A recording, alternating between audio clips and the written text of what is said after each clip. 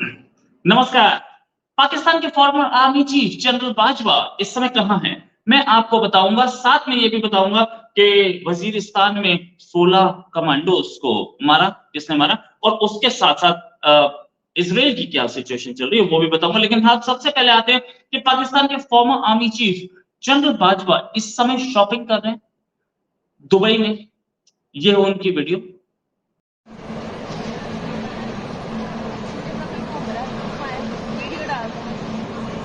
बाजवा साहब Dubai mall family के साथ शॉपिंग करते हुए।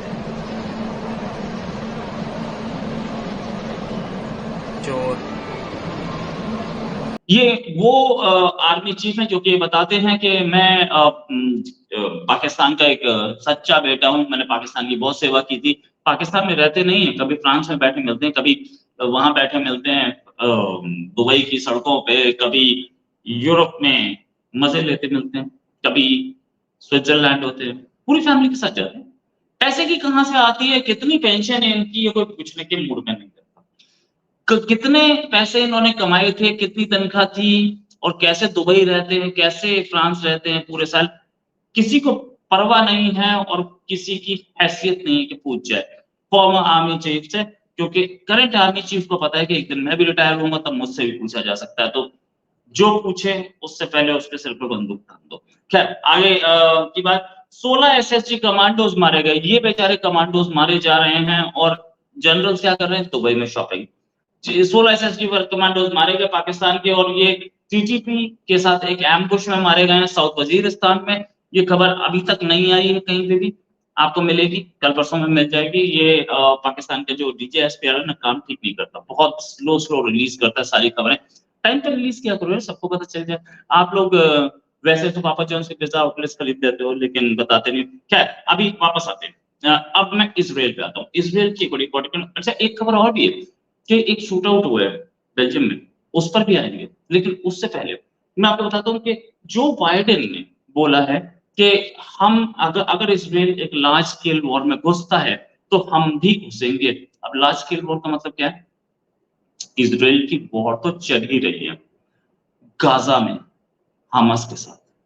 अच्छा, हमास के साथ या फिलिस्तीनियों के साथ, ये एंटनी ब्लिंकन जो है पूरे गल्फ में घूमे, सारे सारे लीडर्स से बात की। उससे एक बात पता चला कि गाजा को अगर ऑक्यूपाई किया ज्यादा दिन तक तो प्रॉब्लम आएगी। तो फिर ये जो गल्फ स्टेट्स हैं, इनको अपने मुस्लिम उम्मा को समझाना मुश्किल हो जाएगा कि उसने गाजा पे कब्जा कर रखा है। तो फिर क्या करेंगे हम लोग? तो सबने कहीं ना कहीं ऑब्जेक्शन दिए, सऊदी अरेबिया और यूएई, सबने ऑब्जेक्शन दिए। लेकिन Saudi Arabia UAE in the end ये अपनी पावर ड्रॉ कहां से करते हैं? यूएस से। यूएस के खिलाफ ये नहीं बोल पाएंगे। चाइना के फेवर में जा सकते हैं हल्के फुल्के, लेकिन नॉर्मली नहीं जाएंगे। सऊदी अरेबिया और ईरान की दोस्ती चाइना की वजह से ही हुई थी, ये बहुत क्लियर बात है, इसमें कोई क्लैरिटी की कमी नहीं है। लेकिन चाइना फिर भी, चाइना की जो डेट पॉलिसी है, चाइना जो कर्जे के ट्रैप में ला देता है और उसको जो बदनाम कर दिया गया इंटरनेशनल दुनिया पे, चाइना के साथ कोई मिलना नहीं चाह रहा है, सब बच के रहना चाहते हैं। अच्छा, इस गेम में ये हुआ है कि इसराइल की ट्रूप्स अभी तक घुसी नहीं है गाजा में। हम 3 दिन से सुन रहे हैं कि घुसेंगी, बॉर्डर पे खड़ी है, घुस क्यों नहीं रही है? इसलिए नहीं घुस रही है कि ये बात सबको पता है कि जैसे ही गाजा के अंदर इसराइल की ट्रूप घुसी, हिजबुल्ला भी हमला करेगा। अच्छा, हिजबुल्ला एक आर्म्ड मिलिट्री है, मतलब आतंकवादी संगठन टाइप है, लेकिन अगर आप उसको ध्यान से देखें तो हिजबुल्ला आतंकवादी संगठन से कुछ ज्यादा है। उसके पास हजारों सैनिक हैं, सीधे सीधे एयरफोर्स नहीं है, मैं मानता हूं, हजारों सैनिक हैं। उसके पास मिसाइल बहुत है, 1 से 1.5 लाख मिसाइल है उसके पास, और अच्छे मिसाइल हैं। तो इतना सब कुछ हिजबुल्ला के पास आया कैसे? ये भी हिजबुल्ला की इकोनॉमी है। हिजबुल्ला लेबनान की इकोनॉमी में एक मेजर रोल प्ले करता है। वहां के बैंक जब फेल हो गए थे तो हिजबुल्ला ने संभाला था उन्हें। हिजबुल्ला ने बहुत पैसा पार्क किया है। लेबनान की इकोनॉमी पिछले 1 साल में लगभग बर्बाद हो गई थी, हिजबुल्ला आया था उन्हें बचाने। हिजबुल्ला के यूरोप में ट्रेडिंग रिलेशंस हैं, वो उधर से पैसा लाके लेबनान में पार्क करता है, और लेबनान की अब औकात नहीं रह गई कि वो हिजबुल्लाह को कुछ बोल पाए। हिजबुल्लाह इतनी बड़ी एंटिटी बन गया है, जैसे कि एक टाइम पे अल-कायदा पाकिस्तान में बन गया था, कि अल-कायदा का इतना पैसा पार्क था पाकिस्तान में कि पाकिस्तान अल-कायदा के खिलाफ कुछ नहीं बोल पाता था। Osama bin Laden billions of dollars ला रहा था, और पाकिस्तान उस बिलियंस ऑफ डॉलर्स को देख करके बिल्कुल खुश हो रहा था कि यार बिलियन डॉलर, वाओ! अब हमें तो कुछ करने की जरूरत ही नहीं है, डॉग फूड भी बाहर से आएगा। ये इकोनॉमी कोलैप्स थी। वही सिचुएशन, उससे भी बुरी सिचुएशन इनफैक्ट लेबनान की है। तो वहां पर इसके लेबनान के पास, लेबनान की गवर्नमेंट, लेबनान की आर्मी हिजबुल्लाह के खिलाफ कुछ नहीं बोल सकती, क्योंकि एक तो उसके पास पावर है, सपोर्ट है, ईरान पीछे है, बैकिंग पे है, और कई कंट्रीज से टेक्नोलॉजी है। और ये जो हमास को पैसा दिया गया है, और हमास को जो मिसाइल दिए गए हैं, या हमास को लॉयटरिंग म्यूनिशन दिया गया, ये सब कुछ हिजबुल्लाह से है। अच्छा, हमास अपना कुछ एम्बिशंस, अपना कुछ पैसा तो इकट्ठा करता है, नो डाउट, लेकिन हिजबुल्लाह के पास पैसे की एक भरमार है, जो कि कहीं ईरान से आ रही है, या कहीं रेस्ट ऑफ द वर्ल्ड से आ रही है, या शिया वर्ल्ड से आ रही है, या यूरोप से इसके अपना जो काम धंधा है उससे आ रही है। इसमें ड्रग्स स्मगलिंग भी है, no doubt about it. Europe में जो ड्रग्स जाती हैं उसमें हिजबुल्लाह इन्वॉल्व है, ये बात हमें माननी पड़ेगी। हिजबुल्लाह हालांकि क्लेम करता है कि नहीं हमारा दूसरा है। हिजबुल्लाह के हाथ में 1 से 1.5 लाख मिसाइल हैं, और अगर हिजबुल्लाह बीच में घुसा तो करीब 10,000 रॉकेट पर डे गिर सकते हैं इसराइल पे। ये एक डेंजरस फैक्टर होगा। इस समय एज वी आर टॉकिंग, इस पूरे इसराइल पे जैमर्स लगे हुए हैं। जैमर से क्या होता है कि आप मिसाइल जो भी आ रहा है वो दाएं बाएं मिल जाएगा, क्योंकि उन्हें पता है एक 5,000 6,000 मिसाइल मारेंगे फिर कैसे होगा, आयरन डोम कुछ कर नहीं पाएगा और फंस जाएगी गोटी। तो इसके साथ साथ ये मैंने आपको बताई हिजबुल्लाह की पावर। अच्छा, हिजबुल्लाह को ईरान हरा तो देगा, नो डाउट अबाउट इट, लेकिन टू फ्रंट वॉर पे गेम चलेगा, तो मिलिट्री की, इजरायली आर्मी की पावर बढ़ेगी, और बटेगी तो एयरफोर्स को भी दो फ्रंट पे काम करना पड़ेगा। अभी इस समय as we are talking, Israel की एयरफोर्स लेबनान, सीरिया, दोनों जगह बॉम्ब्स गिरा रही है, और गाजा में भी। इसके साथ साथ आर्मी भी बटेगी, तो प्रॉब्लम आएगी। और जैसे ही गाजा में घुसोगे तो सिटी फाइटिंग आएगी, सिटी फाइटिंग या स्ट्रीट फाइटिंग। हमें क्या पता कि कौन से घर में कौन आदमी बॉम्ब बना रहा है, कहां पे मिसाइल रखा हुआ है, तो वो सीधे आकर के इजरायली आर्मी के एक टैंक पे लगेगा और टैंक उड़ेगा। ये भी एक रीजन है। हालांकि इजरायली आर्मी डर नहीं रही है अंदर घुसने से, डर नहीं रही है, ये बहुत क्लियर है, क्योंकि इजरायली आर्मी कैजुअलिटीज झेलेगी, सारी आर्मी ने झेली है। जब भी कभी शहरों में घुसी है आर्मी, तो या फिर एक अननोन एरिया में घुसी है, तो कैजुअलिटी तो सबने झेली है। इंडिया ने आईपीकेएफ में झेली थी, तो झेलेगी तो जरूर, लेकिन गाजा को नेस्तो नाबूद कर दी, इसमें भी कोई शक नहीं। और गाजा में और हिजबुल्लाह को, हमास को ये बात पता थी कि वहां से रिएक्शन आएगा। हालांकि एक एक वीडियो भी निकाला है उन्होंने, एक लेडी का, कि ये हमारे पास होस्टेज है, और उन्होंने ये भी बताया है कि हमारे पास 200 से ज्यादा होस्टेज हैं, जिसमें कितने मारे गए हैं वो डिटेल पे फिर भी आऊंगा मैं। वीडियो भी निकाला है ये दिखाने के लिए कि कैसे ही ग्राउंड ऑफेंसिव डिले हो। ग्राउंड ऑफेंसिव डिले नहीं हो रहा है, 3 दिन डिले हो गया, थोड़ा 1-2 दिन और डिले हो सकता है, वो ग्राउंड ऑफेंसिव रुकेगा नहीं, वो होगा जरूर, इसमें कोई शक नहीं। हाँ, डिले किया जाएगा। अमेरिका बार बार प्रेशर डाल रहा है कि यार थोड़ा डिले कर लो, थोड़ा डिले कर लो। एंटनी ब्लिंकन घूम रहे हैं चारों ओर, घूम करके इजिप्ट भी गए, और बाकी कंट्रीज भी गए, जाकर के बात करके अभी उधर थे एंटनी ब्लिंकन टेल अवीव में ही, और उसी टाइम पे कुछ मिसाइल आया तो उनको सायरन बजे, उन्हें भी प्राइम मिनिस्टर नेतन्याहू के साथ बंद करके जाना पड़ा। बहुत सारी चीजें हुई। पहली बार मैं देख रहा हूँ कि अमेरिका के सेक्रेटरी ऑफ स्टेट को बंकर भी जाना पड़ा, क्योंकि इससे पहले कभी 11 सितंबर अटैक के टाइम पे हुआ था। और लेकिन एक चीज है कि सिचुएशन तो सीरियस है, हो सकता है जो बाइडेन भी पहुंच जाए। कहा तो ये जा रहा है अगले 48 घंटे में जो बाइडेन इजराइल पहुंच सकते हैं। कितना सीरियस है सिचुएशन, आप ये सोचिए। डिफेंस मिनिस्टर यानी कि defence secretary, secretary of state यानी कि फॉरेन मिनिस्टर, और प्रेसिडेंट, तीनों विजिट करेंगे। 2 कर चुके, तीसरा आने वाला है। क्यों ऐसा हो रहा है? क्योंकि ये वॉर कहीं ना कहीं इजराइल पे और अमेरिका के वर्चस्व पे चोट है। अच्छा, गाजा को मेंटेन करना बहुत जरूरी है, क्योंकि गाजा में अगर एक ह्यूमैनिटेरियन क्राइसिस आ गई तो पूरी वर्ल्ड को वहां रुक करके इसराइल को रोकना पड़ेगा।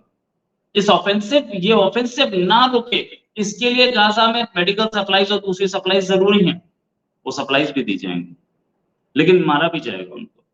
ये इसराइल का प्लान है। इसराइल ने ये बोला भी कि आप हमारी इसको पेशेंट्स को टेस्ट मत कीजिए। हाँ, साथ में ये भी कि अगर वो नहीं घुसी है आर्मी, इसराइल की आर्मी नहीं घुसी है, तो ईरान ने भी बोला, ईरान के फॉरेन मिनिस्टर ने धमकी दी है, और बड़ी स्ट्रॉन्ग धमकी है। ये धमकियां जो आ रही है ना, इनको इस पे भी बात करेंगे।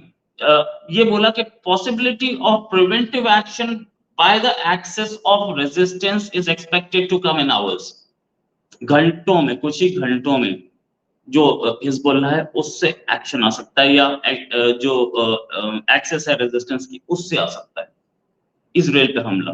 ठीक है, ये धमकी दी है, और आवर्स मतलब 200 घंटे भी आवर्स में होता है, तो वो भी ये भी, लेकिन ये जो धमकी है, इसको इसराइल के एम्बेसडर ने बोला, सॉरी ईरान के एम्बेसडर जो लेबनान में, उन्होंने बोला कि इस वार्निंग को सीरियसली लेना। एक तरफ फॉरेन मिनिस्टर को धमकी दे रहा है, एक तरफ वो बोल रहा है कि इसको सीरियसली लेना। ये भी आगे कि पार्लियामेंट के जो स्पीकर है उन्होंने बोला कि ग्राउंड इन्वेजन हुआ ना गाजा का, तो नर्क निकलेगा उसमें। सब धमकी दे रहे, नो डाउट। तैयारी हिजबुल्लाह के पास है, वो ये सोच के चले हैं, 2 साल अगर उन्होंने प्लानिंग की है, 2 साल से ज्यादा ये प्लानिंग हुई है, 3-4 साल प्लानिंग हुई है, अगर वो सोच के चले हैं तो उन्होंने अंदर गलियों में कुछ ना कुछ तो लगा रखा होगा। और रशिया काफी टाइम से, 2 साल से रशिया वहां पे लड़ रहा है, तो रशिया भी उनको बहुत कुछ सप्लाई कर चुका होगा। लॉइटरिंग म्यूनिशन जो हमें दिख रहा है वो सप्लाई हुआ है। अगर लॉइटरिंग म्यूनिशन हाथ में है तो वो भी हाथ में होंगे, जो कि सामने आते हुए टैंक को उड़ा सकते हैं। सो मतलब सोचने वाली बात है, अगर लॉइटरिंग म्यूनिशन यानी कि कामकाजी ड्रोन हाथ में है, तो वो सोफिस्टिकेटेड वेपन्स भी तो होंगे, जो कि गाजा में टैंक घुसे और टैंक को आप 5 किलोमीटर 3 किलोमीटर दूर से उड़ा दो, ऐसा मिसाइल भी तो होगा हाथ में, या नहीं होगा? बिल्कुल होगा ना। तो ये सोचने वाली बात है हिजबुल्लाह। अच्छा, एक चीज कि इस वॉर में घुसना तो है ही। पहले इजराइल कोशिश कर रहा है कि मैं ऊपर से सबको उड़ाऊं, तो इसका 10,000 घर टूट पड़ चुका है। अगले 3 दिन और दे दो, वो 20,000 फोड़ देगा, और ऐसी सिचुएशन ला देगा कि ऑफेंसिव बड़े आराम से हो जाए। यार इसमें भी बहुत सारी चीजें, फिर we'll talk about it. Hezbollah से बाहर निकले तो प्राइम मिनिस्टर बेंजामिन नेतन्याहू ने बोला कि भाई हमारी ना नॉर्थ में पेशेंट्स को टेस्ट मत करना, हम टू फ्रंट वॉर लड़ सकते हैं। साथ में इजराइल के को सपोर्ट करने के लिए जो यूएस मरीन्स आ रहे हैं, वो 2,500 मरीन्स आ रहे हैं अप्रोक्सीमेटली, पहुंच जाएंगे कुछ दिन में। 2,500 मरीन्स कम है, मैं मानता हूं, लेकिन मरीन्स का वहां होना ही एक बड़ी चीज होती है। अगर मरीन्स नहीं, यूएस मरीन्स, तो ऐसा होता है कि मरीन्स की प्रेजेंस का मतलब ये होता है कि आगे और मरीन्स आ सकते हैं।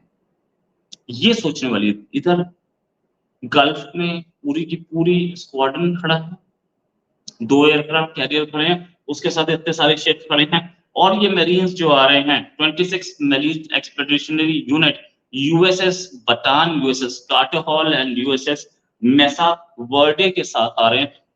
इसका मतलब इतनी फोर्स तो वहां पे है गाजा में, सॉरी उस अमेरिका की उस गल्फ रीजन में, कि वो एक कंट्री को देख सकते हैं। ये तैयारी भी हो रही है ईरान के लिए, और ये तैयारी भी हो रही है लेबनान के लिए, मोस्ट लाइकली सीरिया के लिए, कि अगर इन्होंने कहीं बदमाशी की, क्योंकि उन्हें पता है कि ये गल्फ वाले दूसरे कंट्रीज में औकात नहीं है, ना सऊदी अरेबिया में है, ना यूएई में है, ना इजिप्ट में, ये नहीं लड़ सकते।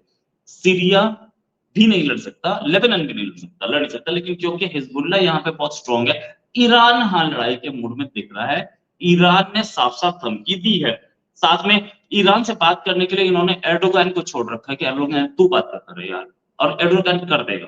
एर्डोगन बात कर रहा है, एर्डोगन इज टॉकिंग, और एर्डोगन इसको निपटा सकते हैं, क्योंकि एर्डोगन को इस समय वेस्ट की बहुत जरूरत है। इकोनॉमी बिल्कुल बिखरी हुई है, और एर्डोगन जितना उन्हें ज्ञान लेना था ले लिया, जितना मुस्लिम उम्मा का चीफ बनने का सपना था वो टूटता दिख रहा, बिखरता दिख रहा है। वेस्ट के पास बार-बार जाना पड़ता है पैसे के लिए, हर चीज़ के लिए, और वो एक मुस्लिम खलीफा बनने के सपने ले रहे थे। तो उससे बाहर आके एर्दोगान के हाथ में अब कुछ नहीं बचा है। तो एर्दोगान अब आप कोशिश करेंगे बजाय, हालाँकि वो कश्मीर इश्यू पे जो स्टेटमेंट्स दे रहे थे, इस क्राइसिस के बाद से उनकी ये चीज़ें तो खत्म हुई। वो कश्मीर भूल गए। अब वो सिर्फ़ हेब्रू और सिर्फ़ लेबनान और ये इज़राइल और हमास, इसमें उनका दिमाग लगा हुआ है, और ईरान में लगा हुआ है, लगाया हुआ है, चल लगे रहो। ये हमास के टेरर ग्रुप के स्पोक्सपर्सन अबू उबैदा ने बोला है कि हमारे पास 200 इज़राइली और फॉरेनर होस्टेज है, जिसमें से 22 मारे जा चुके हैं अब तक, और ये बोला है कि हम फॉरेन होस्टेजेस को छोड़ देंगे, जो हमारे दुश्मन नहीं उन्हें क्यों रखें? ये है। और डिमांड हमास ने ये की है कि हमें 6,000 हमारे प्रिज़नर्स हैं, जिनको जल्दी से जल्दी रिलीज़ किया जाए। अब मतलब 200 के आस-पास, जिसमें से कुछ मर चुके, कुछ को और छोड़ देंगे।